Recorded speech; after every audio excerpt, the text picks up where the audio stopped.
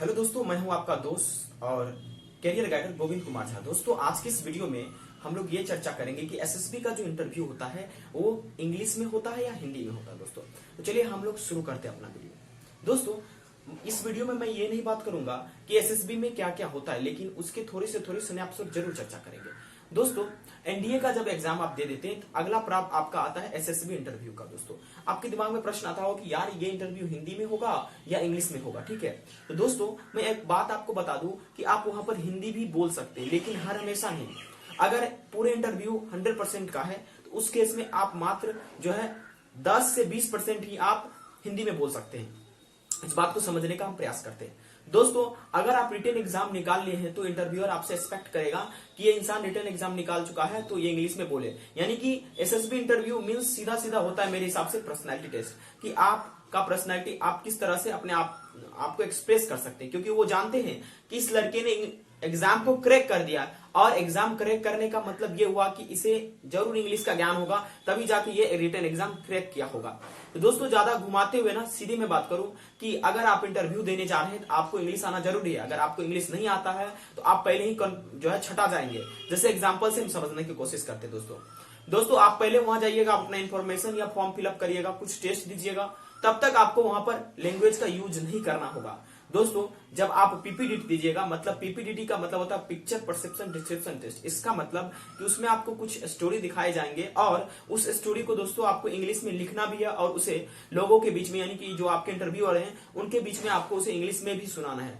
इस केस में यह जरूरी हो जाता है कि आपको इंग्लिश का ज्ञान होना चाहिए। दोस्तों जब जीडी होता है उस केस में आपको इंग्लिश में बोलना बहुत जरूरी है, क्योंकि उस केस में अगर आप लैंग्वेज, यानी कि अगर मान लीजिए कि आपको बोला जाता है कोई टॉपिक पर आप डिस्कशन करते हैं, अगर उसमें आप दोस्तों हिंदी लैंग्वेज का यूज करिएगा तो आपका इंप्रेशन खराब हो जाएगा और आपका वहां से छटाने का चांस ज्यादा बढ़ जाएगा।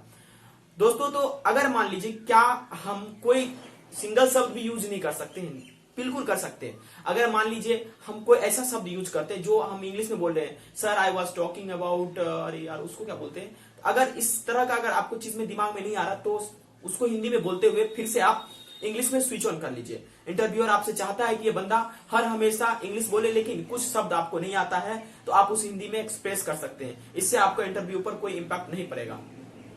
एक छोटी सी स्टोरी मैं आपको सुनाना चाहूंगा। एक बार एक छात्र जो है एसएसबी इंटरव्यू देने गया, तो वहां पर एक और उनके सहपाठी छात्र थे जो कि उस एसएसबी इंटरव्यू को क्लियर कर चुके थे। मैंने उनसे जानकारी ली। उन्होंने कहा कि मेरे साथ मेरे एक दोस्त थे। उन्होंने इंटरव्यूअर से कहा, sir can I speak in Hindi?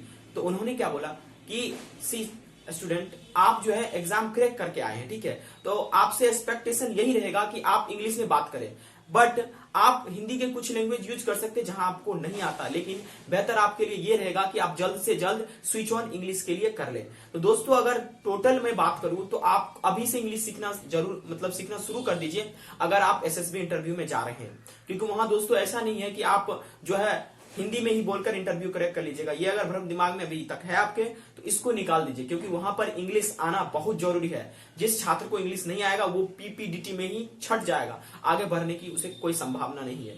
तो दोस्तों, आखिर एक प्रश्न आपके दिमाग में आता होगा कि हम लोग इंग्लिश सीख कैसे सकते हैं। दोस्तों, अगर आप रिटन क्लियर कर लेते इसका मतलब आप इंग्लिश का पेपर जरूर अटेम्प्ट किए होंगे।